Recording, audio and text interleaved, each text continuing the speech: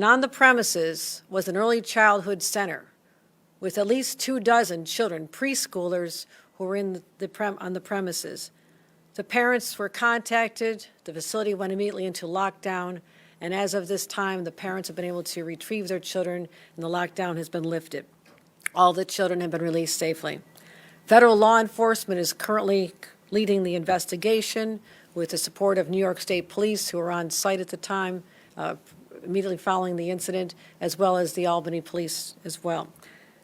New York State Hate Crimes Department agency is involved. I immediately called the rabbi. I knew this rabbi because literally on October 7th, after the horrific attack on Israel, I went to this synagogue and I spoke.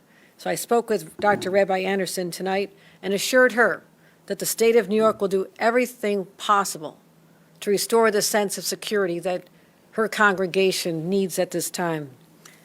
I will also be planning to attend at this time Shabbat services at this temple Friday evening.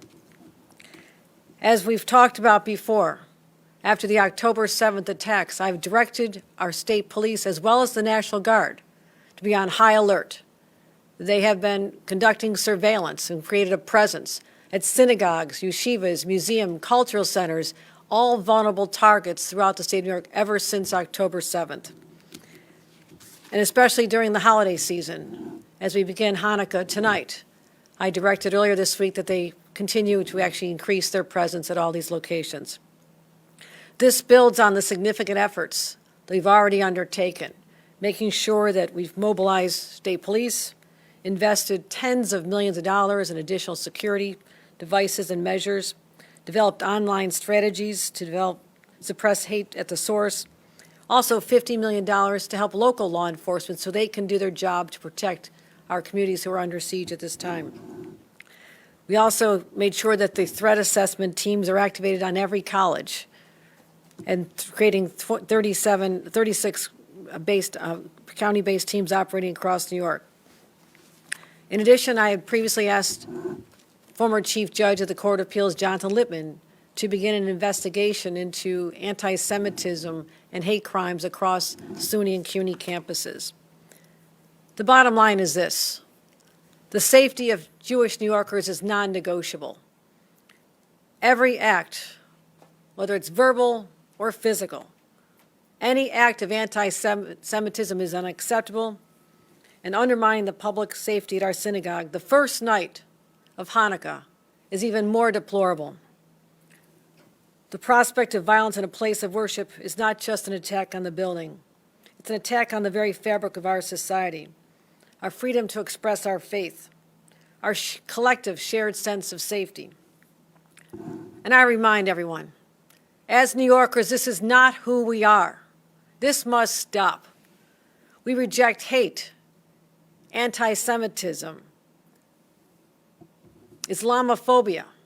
All hate crimes must stop, and all violence in every form must cease. We have no tolerance for these acts of evil that have now permeated our society. And the rise in anti-Semitism that started centuries ago is dramatically on the rise in our own state since October 7th. It has increased and fueled the anxiety of Jewish New Yorkers throughout every corner of the state. Thankfully, at this time, no one was injured in this incident. But the fear that it has wreaked, and the fear and the anxiety that it has caused, I know a lot of people are feeling really shaken right now. This wasn't the first incident at Temple Israel. In September, it was one of multiple synagogues targeted with bomb threats. And now to know there's an individual who literally brought a gun, a loaded weapon, to their premises, shakes people to their core. They shouldn't have to be so frightened. At a time, this beautiful holiday about to commence, people should be relishing in the light of the world.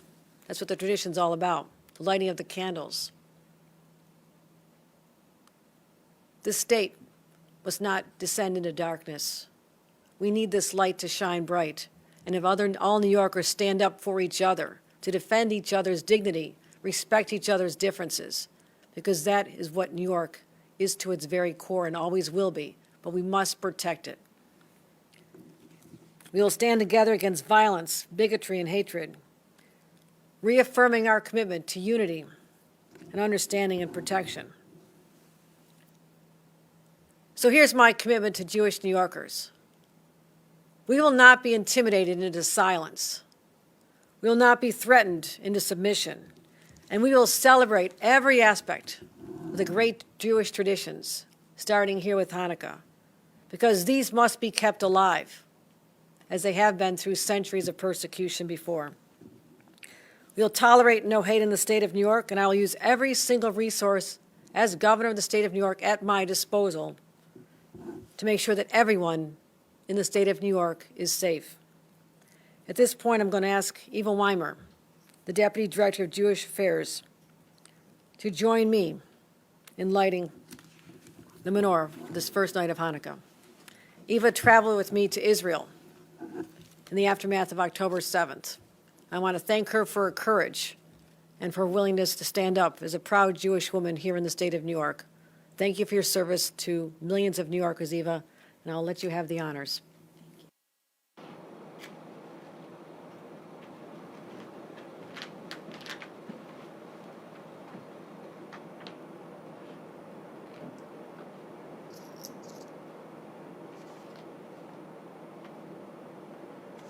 Baruch atah Adonai, Eloheinu melech haolam, asher kishanu b'mitzvotav, v'tzivanu l'chadlik ner shel Chanukah.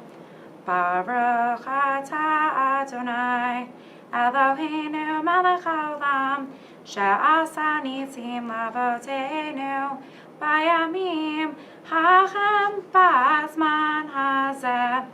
Baruch atah Adonai, Eloheinu melech haolam, she'chechianu v'kiyamanu v'higianu l'zman hazeh.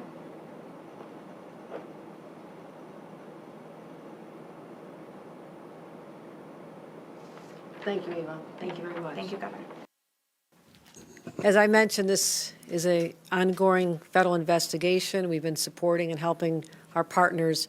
So there are questions I may not be able to answer, but at this point I'll attempt to say what I'm allowed to. Governor, can you elaborate more on the threatening statements that this individual is making? What was he saying?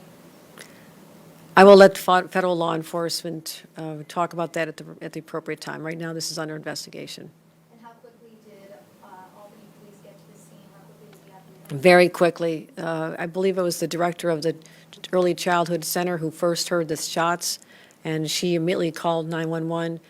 Albany police were there very quickly, as again, this has been a site of bomb threats before. I have been there personally, and they knew that there was a need to respond very quickly. State police immediately followed, bringing in our hate crime task force to help with the investigation. And FBI arrived a short time afterward. But the individual is now in custody. A 28-year-old is now in custody. And we'll wait to see what happens when he appears in court. And do we know anything else about this individual's history? Have they made any threatening, do they have a history, again, of violence or a rap sheet? This individual does have a rap sheet. He's a local resident, but I'm not at liberty to disclose the contents of this at that time. Okay, is there any more concern, any active threats again against Temple Israel at this time?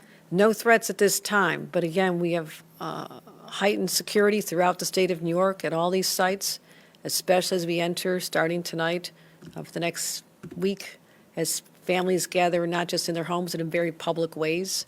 I'll be heading over to the largest menorah lighting in the world in a few moments, and proudly stand with Jewish Americans, Jewish New Yorkers, at a time when there's a tremendous level of stress. But we must continue these traditions. We cannot be deterred, we cannot be threatened, we cannot be intimidated into continuing these joyous occasions with our families and individuals who right now deserve a lot of love and care because of what they're going through. And that's what I'm calling on all New Yorkers to do. Try to be more understanding and compassionate. Great.